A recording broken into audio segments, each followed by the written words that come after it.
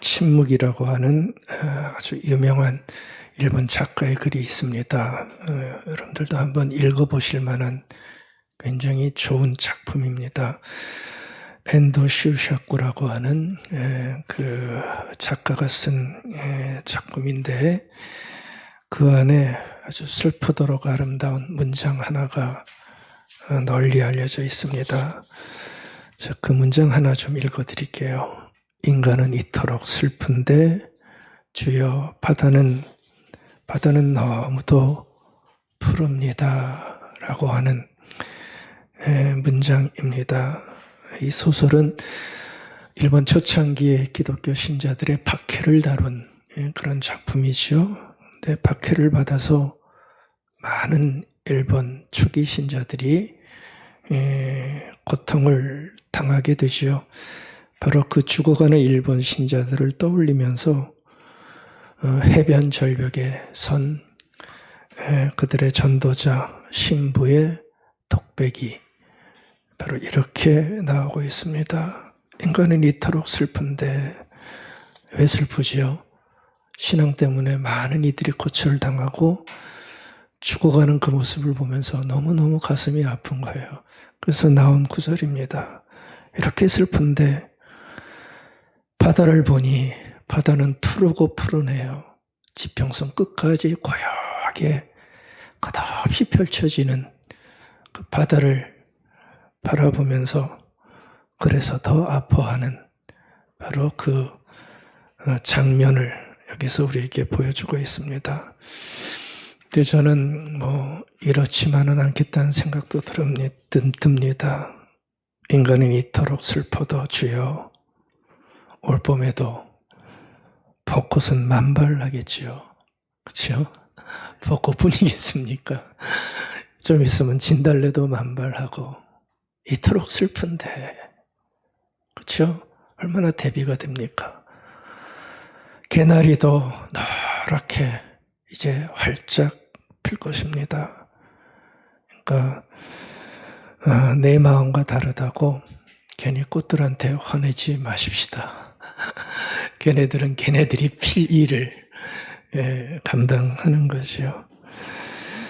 제가 이 말씀 드린 거는 오늘 본문을 보면 본문에도 이와 똑같은 모습이 나오는 것을 봤기 때문입니다. 어떤 모습이 나와요? 우리 잘 아는 정료주일 본문이죠. 여기 보면 주님은 우세요. 그렇죠? 좀 이따 볼 거예요. 주님은 우시는데 제자들은 어때 있어요? 같이 울지 않고 신나 있죠. 아주 들떠있는 모습을 보입니다. 주님은 이토록 슬픈데 제자들은 들떠 있습니다. 지금 주님이 예루살렘에 드디어 입성을 하시지요. 십자가 달리시기 일주일 전입니다. 우리식으로 얘기하면 주일날 예루살렘에 입성하시는데 겸손히 나귀를 타고 들어가십니다. 근데 제자들은 그 나귀를 타고 들어가시는 그 주님의 모습을 보면서 스가랴 9장 9절 화면에 떴지요. 그 예언이 성취되는 것으로 보고 이 제자들이 들떠 있는 겁니다. 당신들 이제 당해봐라. 메시아가, 우리 대빵이, 우리 왕이 이제 예루살렘으로 들어가신다. 그래서 신나 하는 겁니다. 37절. 제자의 온 무리가 자기들이 본 바 모든 능한 일들로 인하여 기뻐하며, 그렇죠? 굉장히 기뻐하고 소리 지릅니다. 큰 소리로 하나님을 찬양했다. 제자들은 즐거운 거예요. 이제 드디어 메시아가 오셔서 너희들을 손을 봐줄 것이다. 이런 마음이죠. 근데요, 주님은 제자들과 다르게 예루살렘에 가까이 올수록 울컥 하시는 거예요. 제자들은 신이 났는데 울컥 하시는 거예요. 41절 가까이 오사, 그 언덕입니다. 벳박의 언덕. 거기서 성을 보시면서 우셨다. 이렇게 얘기합니다. 여기서 운다는 말은 눈물을 흘리는 울음입니다. 흘리되 충분히 눈물을 흘리는 그런 울음을 뜻하는 단어입니다. 바로 그런 울음을 울고 계신 거예요. 그러니까 눈물이 뚝뚝뚝 떨어지는 울음이에요. 그러니까 눈가에 살짝 묻힌 울음이 아니라 충분한 울음, 뚝뚝뚝 흘리는 그 눈물을 예루살렘 성을 물끄러미 바라보시면서 제자들은 소리치며 즐거워하지만 왜 이토록 슬픈가 하시면서 울고 계신 겁니다. 너무나 대조적인 모습입니다. 주님께서 눈물을 보이신 이유는 다가올 고난이 힘들어서 눈물 흘리는 게 아니시죠. 하나님의 일을 알아보지 못하는 그들의 영적인 무지함과 3년 동안 계속해서 말씀을 전하시고 왕의 입성을, 왕의 나타나심을 보여주어도 그것을 받아들이지 못하는 사람들의 영적 무지와 그로 인한 예루살렘의 심판의 모습을 예견하시면서 아파하고 계시는 겁니다. 주님은 참 감성적이신 것 같아요. 그렇죠? 그러니까 주님 홀로 슬프신 거예요.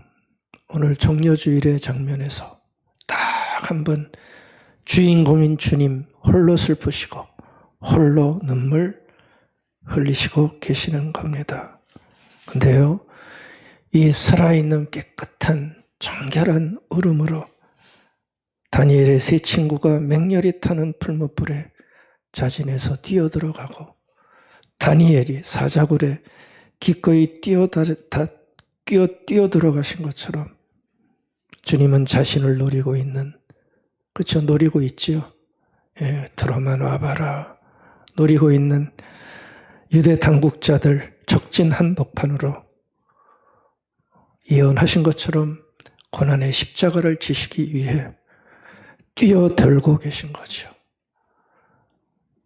불꽃 한가운데로 뛰어들고 계신 것이죠. 그렇죠? 예, 그런 바로 장면입니다. 영적인 슬픔과 철없는 기쁨이 공존하는 그 시간. 오늘 우리가 지키는 종려주일의 풍경입니다. 오늘 말씀 제목에 보시면 뛰어든다는 말이 거기 나올 겁니다. 주님은 깊은 고난의 불꽃 한가운데로 그렇죠, 뛰어들고 계신 거죠. 피하신 것이 아니고 뛰어들고 계신 거예요. 알면서 뛰어들고 계신 거예요. 그래서 종려주일의 의미는 여러 가지로 해석될 수 있겠지만 저는 오늘 이 장면에서 왕 되신 주님께서 위험과 고난을 피하지 않고 뛰어드신 것에 있겠구나. 이렇게 종려주일의 의미를 생각해 보게 됐습니다. 개의치 않고 고난을 알고 십자가를 예언했지만 고난의 왕으로 뛰어들고 계신 거예요. 심청이가 아버지를 위해 어디로 뛰어들었어요? 인당수 물길 안으로 뛰어들은 것처럼 뛰어들은 것이요. 뛰어들었다는 표현의 뒤에는 항상 부정적인 겁니다. 위험한 것이 따르는 뛰어듦입니다. 그리고 농개가 일본의 적장을 품에 안고 난강의 물에 뛰어드는 것처럼 주님도 십자가 한복판으로 뛰어들어가신 겁니다. 여러분들이 뛰어든다는 단어 저도 다시 이번에 새롭게 좀 생각해 봤습니다. 이 뛰어든다는 게 얼마나 위험한 단어인가, 그렇죠? 얼마나 힘든 단어인가, 그렇죠? 얼마나 힘든 단어입니까? 근데 이 뛰어든다는 말은 우리 그리스도인들에게는 이게 죽으면 안 되는 단어가 되겠구나 하는 것도 생각을 해 봤습니다. 사실 성경의 역사를 보고 교회사의 역사를 보면 그 모든 역사는 제가 볼 때는 뛰어듦의 역사였더라고요. 힘든 것으로 뛰어듦의 역사가 모든 성경의 역사, 교회의 역사에는 도도히 흐르고 있는 걸 볼 수가 있습니다. 이 뛰어듦이 있었기에 하나님의 복음이 전파됐고 하나님의 능력이 알려졌고 사람들로 하여금 이 뛰어든 사람들을 보면서 야, 저럴 수도 있구나 하는 감동을 주게 만들었던 모든 행동이 바로 이 뛰어듦 속에 있었다는 것을 알 수가 있습니다. 여러분들, 우리 그리스도인의 삶의 지향점이 주님을 닮는 것이다, 그렇게 얘기하잖아요. 만약 주님을 닮는 것이 우리의 삶의 지향점이라면 저는 그렇게 생각해 봅니다. 우리가 닮아야 할 것이 무엇인가 할 때, 우리가 주님을 닮아야 할 때 여러 가지 항목이 있겠지만 그 제일 위에 올라와야 될 탑 순위에는 저는 이 뛰어듦이 있어야 되지 않을까라는 생각을 해보게 됩니다. 뛰어들어야 주님을 닮는 거더라고요. 주님이 우리를 향해서 가장 마지막에 보여주신 이 감동적인 서사에는 뛰어들미 있었잖아요. 그러니까 종려주일에 주님은 우리에게 이 뛰어듦의 모습을 배우기를 원하시는 것 같아요. 그러니까 그걸 담기를 원하시는 것 같아요. 여러분들, 슬픔 많은 세상입니다. 슬픔 많은 인간의 구원이 어떻게 말로만 이루어지겠습니까? 뛰어드는 자의 모험, 그렇죠? 뛰어드는 자의 모험과 뛰어듦의 위험 감수가 있을 때 일어날 수가 있는 거죠. 편안하게 어떻게 뛰어듦의 구원이 일어날 수가 있겠습니까? 앙드레 지드가 한 아주 유명한 말이 있어요. 좁은 문에 나오는 구절인데, 사람은 모험을 통해서만 자기 자신을 성공적으로 한다, 이런 말을 했습니다. 무슨 얘기입니까? 모험이라고 하는 극한의 뛰어듦이 있어야만 자기 자신을 볼 수 있다는 겁니다. 뛰어듦이 없는 상태 속에서는 자기 자신을 온전히 볼 수 없다는 거예요. 자기 자신을 만약 진정으로 보고 싶으면 뭔가에 뛰어드는 그 모습이 있을 때만 성공적으로 자기 자신을 발견할 수 있다. 저는 동의하는 표현입니다. 뛰어들 때만 자기 자신이 어떤 존재인지 성공적으로 발견할 수 있는 거죠. 여러분들, 우리의 신앙도, 우리의 신자됨도 뛰어드는 모험이 있어야 나의 신자됨을 발견할 수 있습니다. 그럴 때만이 내 신앙이 온전해질 수 있습니다. 교회사를 보면 켈틱 기독교가 있습니다. 켈틱 기독교. 이게 한 5세기에서부터 그 북유럽 쪽에서 켈트 문화권에서 이루어진 기독교 형태인데 조금 다른 것이 있지만 아일랜드 문화권에서 활동한 신자들을 이렇게 일컫는 그런 말입니다. 근데 이 켈틱 기독교 신자들인데 이 사람들이 교회 역사에서 아주 대표적인 무모한 사람들로 평가를 받고 있습니다. 무모한 사람들이었다고 그래요. 이 사람들의 켈틱 기독교의 상징이 작은 배에 있습니다. 작은 배. 왜 작은 배가 됐냐 하면 한 4명 정도 타는 배라고 그래요. 근데 이 켈틱 기독교 신자들이 이 작은 배에 4사람이 다 몸을 실른다고 그럽니다.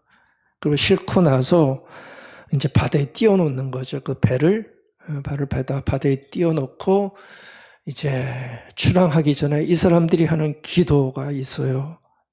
바람과 파도의 주님이시여, 바람과 파도의 주님이시여, 주님의 종인 우리들을 주님께서 원하시는 곳으로 보내주십시오. 그 작은 배에 몸을 4명이 딱 싣고 웅크리고 앉은 다음에 이 기도를 찬양하면서 드린다고 하는 겁니다. 바람과 파도의 주님, 주님의 종들을 주님께서 원하시는 곳으로 보내십시오. 그리고 배에 완전히 맡긴 채 노 같은 거 안 지었다고 그래요.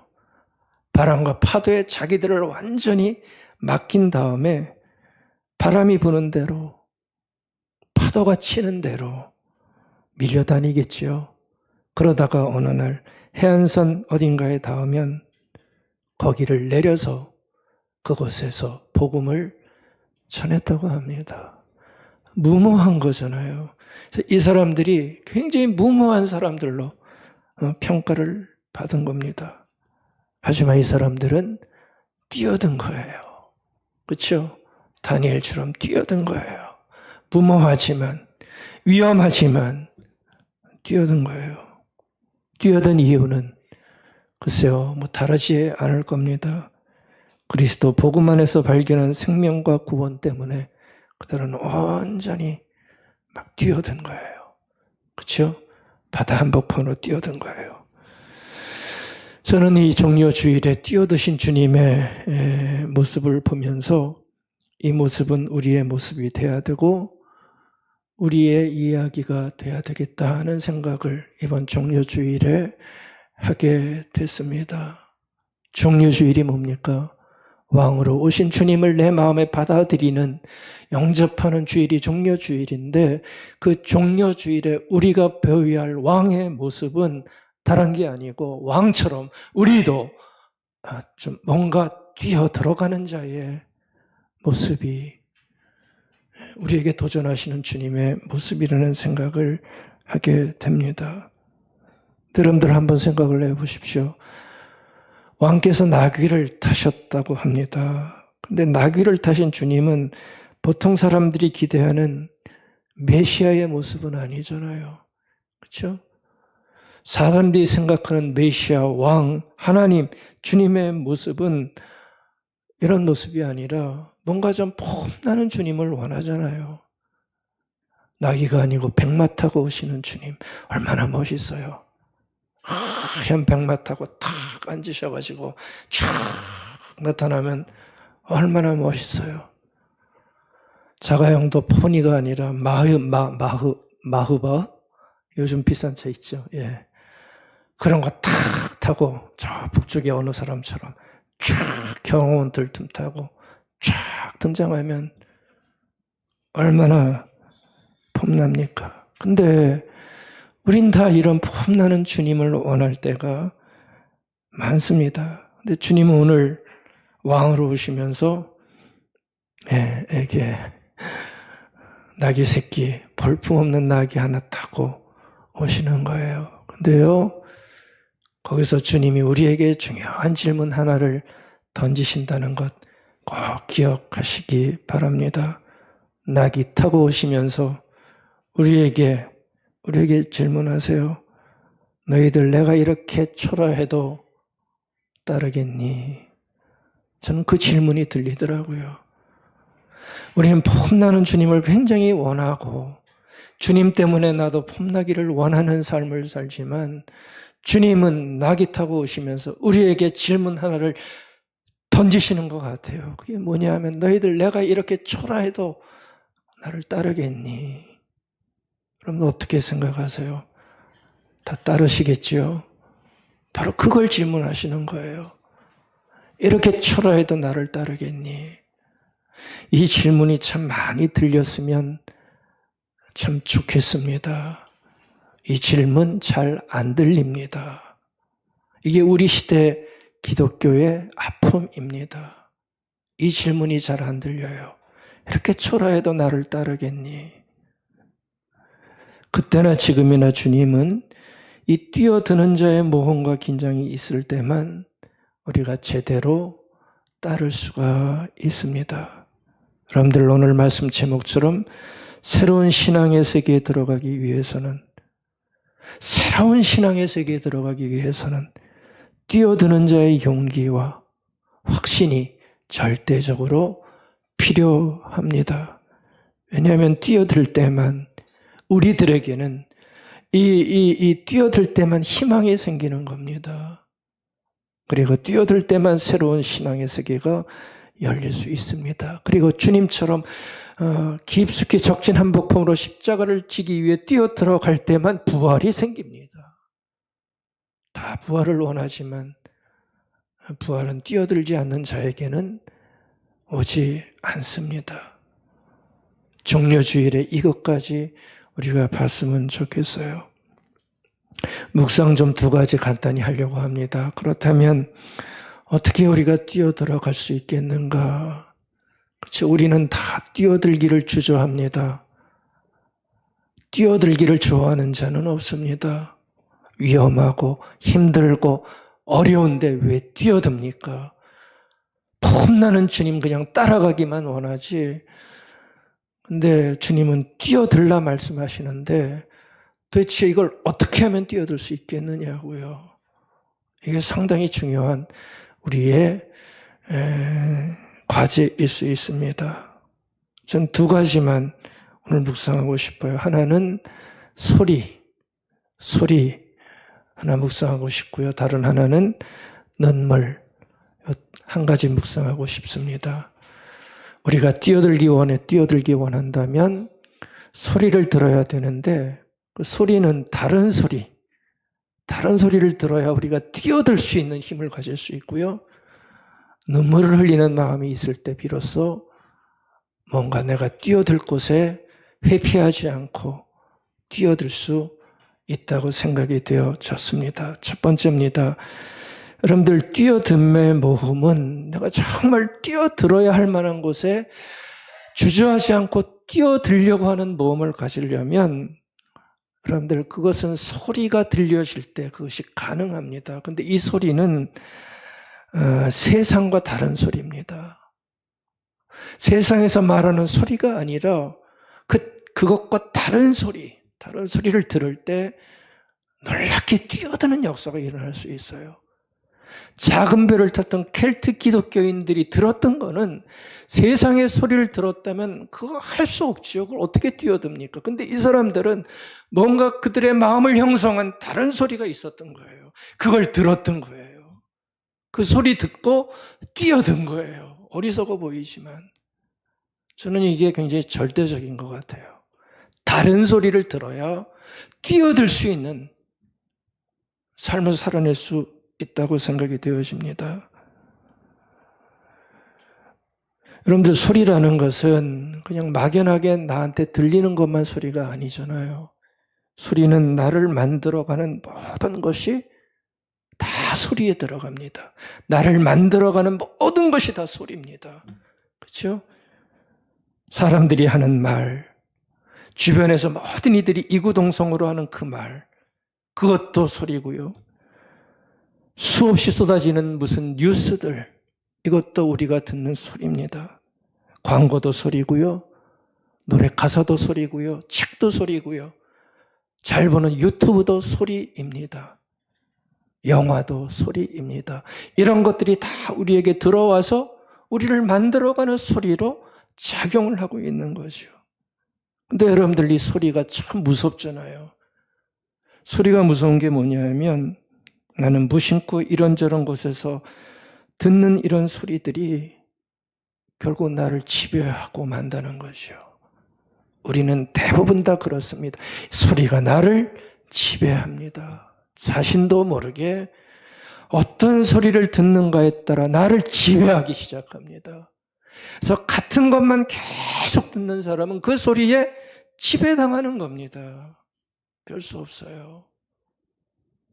세뇌라고 그럴까요? 지배당하게 될 수밖에 없어요. 소리는 나의 감정을 지배하고요. 나의 생각을 완전히 지배합니다. 나의 판단의 기준이 되어져 버립니다. 나를 끌고 가는 거예요.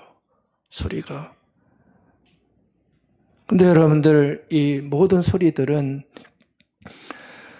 우리가 들어야 할 소리는 아니라고 하는 것도 알 필요가 있죠. 세상에서 들리는 모든 소리는 글쎄 우리가 들어야 할 소리와는 다른 소리가 참으로 많다는 것 분명하게 우리가 파악하고 있어야 됩니다. 세상의 소리는요, 성공의 기준이 틀려요. 안 그렇습니까? 세상에서 우리에게 말하는 성공은 우리의 성공과 틀려요. 행복의 기준도 틀려요. 근데 그 소리만 있으면 어떻게 배 안에 뛰어들 수 있을까요? 그게 무슨 행복이에요? 그게 무슨 성공이에요? 죽는 건데. 다른 소리란 말이에요. 결정적으로 세상의 소리는 주님의 소리가 없어요. 우리들 입장에서 볼 때는 말씀이 세상의 소리에는 없어요. 여러분들, 우리가 이걸 알고 우리에게 들려오는 소리를 판단할 수 있어야 된다는 얘기입니다. 주님의 소리를 깊게 듣지 못하면 절대 뛰어드는 용기와 모험은 우리에게서 일어나기가 힘들다고 하는 거죠. 왜냐하면 세상의 소리는 위험을 피하게 만들지 뛰어들게 만드는 소리는 아닙니다. 도망가. 도망가. 거기 네가 들어갈 필요가 없어. 그런 소리입니다. 근데 여러분들, 성경에 보면 뛰어든 사람들이 굉장히 많은데요. 이 뛰어듦에 모험을 했던 사람들의 공통점이 있습니다. 공통점은 다른 게 아니고요.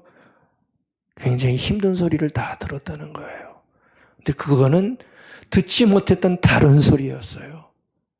근데 성경에 나오는 성경 인물들의 뛰어드는 그 행위를 보면 거의 공통적으로 다 이 다른 소리를 들었다는 겁니다. 그 소리 듣고 그들이 뛰어들기 시작한 거예요. 이게 성경에서 보여주는 패턴입니다. 아브라함 한번 생각해 보십시오. 아브라함이 무슨 소리를 듣나요? 무슨 소리 들어요? 고향 친척 아비 집을 떠나라. 그 나이에 떠나래요. 떠나면 무슨 일이 벌어질지 모르잖아요, 그 나이에. 근데 얼마나 힘든 소리입니까? 근데 떠나라. 아브라함은 쉽지 않은 그 소리를 듣고 미지의 세계로 어떻게 했어요? 뛰어들어갔어요. 이게 뛰어든 자의 공통적인 모습입니다. 소리를 들어요, 소리. 여러분들, 대표적인 인물이 에스더시요. 에스더가 목숨을 걸고 자기의 동족을 구하는 일에 뛰어들죠. 목숨이 어떻게 될지도 모르지만 동족을 구하는 일에 에스더가 나중에 뛰어들어요. 근데 그 뛰어들게 된 계기가 뭐예요? 소리를 듣는 거예요. 무슨 소리 들었어요? 모르드게의 소리를 듣잖아요. 모르드게가 애들에게, 에스더에게 이런 충격적인 얘기 한마디를 합니다. 유대인 모두가 죽는데 너 홀로 목숨을 건질 거라고 생각하지 마. 왕후한테 하는 얘기입니다. 유대인들이 이제 다 죽게 되는데 너 홀로 왕후라고 목숨을 건질 수 있다고 생각하지 마라. 내가 왕후가 된 것이 바로 지금 이 순간을 위해 왕후가 된 게 아니냐. 에스더가 이 소리 듣고 뛰어든 거예요. 죽으면 죽으리라. 유명한 에스더의 말이죠. 내가 죽으면 죽으리라. 나 그렇게는 안 살고 싶다 하면서 뛰어든 거예요. 다른 소리예요. 이 소리를 들었던 거예요. 예레미야 선지자, 이사야 선지자 다 일일이 보지 못하지만 마찬가지입니다. 이들은 세상과 다른 신탁 하늘의 소리를 들어요. 울면서라도 이 소리를 전해라. 하늘의 소리를 들어요. 여러분들, 베드로가 어부였잖아요. 대박을 꿈꾸면서 고기 잡던 사람인데 어떻게 돼요? 역시 소리를 듣고 뛰어들죠. 주님의 뒤를 따르죠. 무슨 소리 들었어요? 내가 너를 사람 낚는 어부가 되게 하겠다. 이 한마디 소리를 딱 들고 다 버려두고 뛰어들어요. 미지의 세계에. 사도 바울 다메섹 도성에서 소리 하나를 듣죠. 예수 믿는 사람 잡으려고 가다가 거기서 쓰러져서 하늘의 소리 한 대목을 들어요. 그 소리 듣고 사람이 변하여 전파자가 돼버립니다. 제가 이걸 보면서 우리가 모험을 감행할 때 뛰어드는 자의 삶을, 무엇인가에 내가 헌신하는 삶을 살려고 하면 맨정신으로는 안 되겠구나. 하나님의 사람들이라도 좀 다른 소리, 자꾸 우리는 세상의 소리에 다 붙잡혀 있는데 이 다른 소리가 귀에 들어오기 시작하고 마음에 쌓이기 시작할 때만 내가 무엇인가를 위해서 헌신하고 모험하고 뛰어드는 자의 삶을 살 수 있다는 이 원칙은 지금도 변함이 없다는 생각을 하게 됩니다. 그래서 무엇을 듣는가가 정말 중요한 것 같아요. 무엇을 듣는가. 바로 여기에서 뛰어들미 생기게 되는 겁니다. 여러분들은 어떤 소리를 많이 들으셨어요? 지금까지. 우리 꼭 한번 묵상해 봐야 됩니다. 나는 어떤 소리만 듣고 살아왔는가? 내가 듣는 소리 중에 또 나를 만들고 있는 소리 중에 세상의 소리가 많았는가? 아니면 주님의 말씀의 소리가 나를 움직이고 있을 때가 많았는가? 이거를 우리가 살펴볼 수 있어야 됩니다. 어떤 게 여러분들은 많으셨습니까? 현대 그리스도인들에게 도전이 되는 소리입니다. 주의 소리가 더 많이 우리 안에 들려져서 그 말씀의 소리가 나를 지배하기 시작할 때만 우리는 아름다운 뛰어들매 삶을 살아낼 수가 있습니다. 여러분들 세상과 다른 주님의 소리 우리 더 많이 들으십시다. 이 소리가 있을 때 우리가 다르게 되고요. 좀 구별되는 삶을 그래도 살아낼 수 있습니다.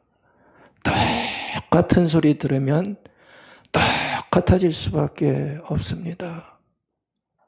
진리와 진실을 구별할 수 없습니다. 다른 소리를 들을 때 가치 있는 일이라 생각하는 것에 뛰어들 수 있고요. 기도도 할 수 있어요. 소망이 생길 수 있다고 믿습니다. 두 번째, 눈물입니다.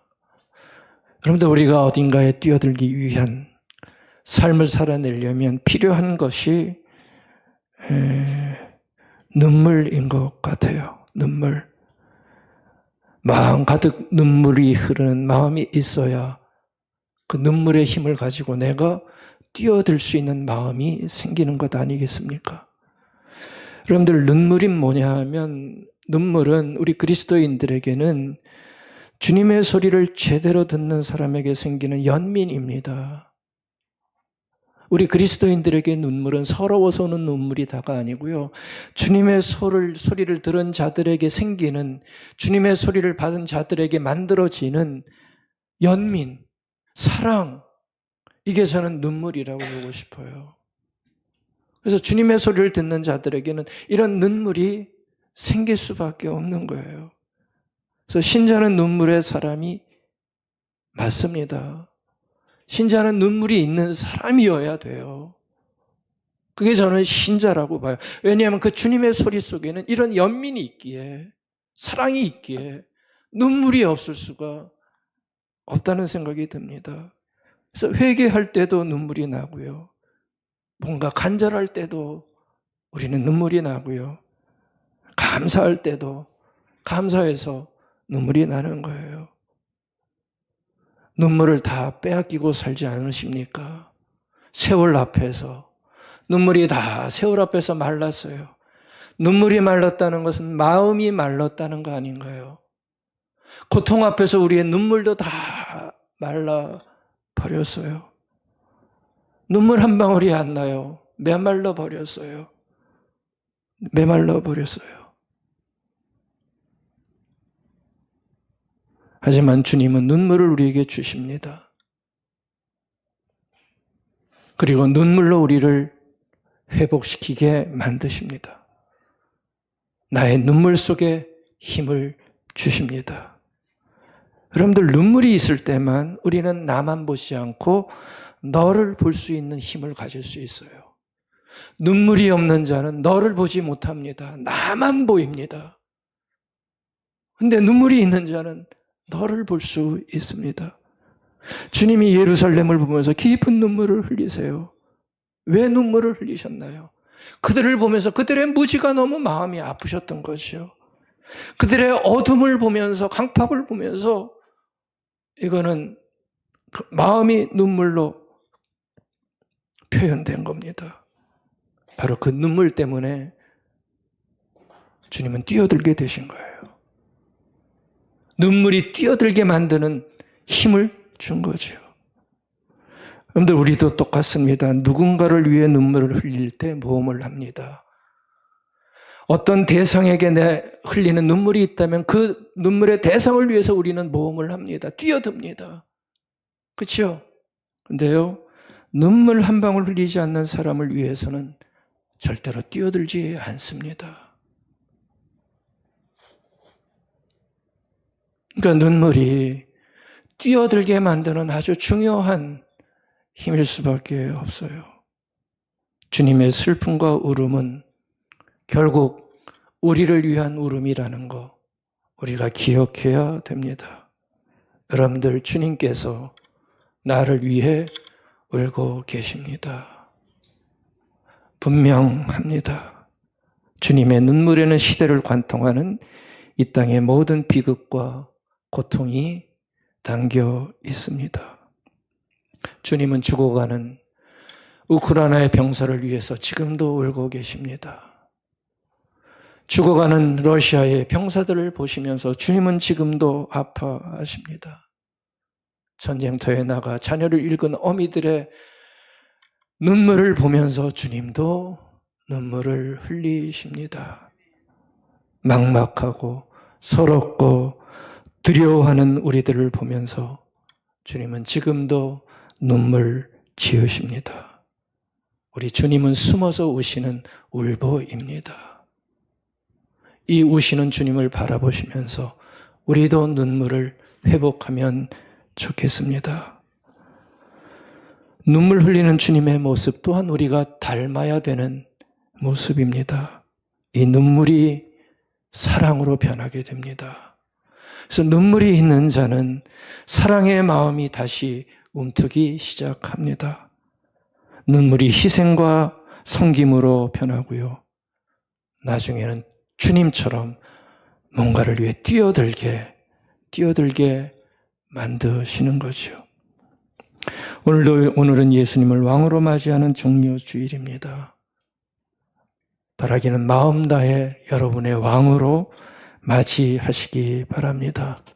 그리고 충성을 우리 다하십시다.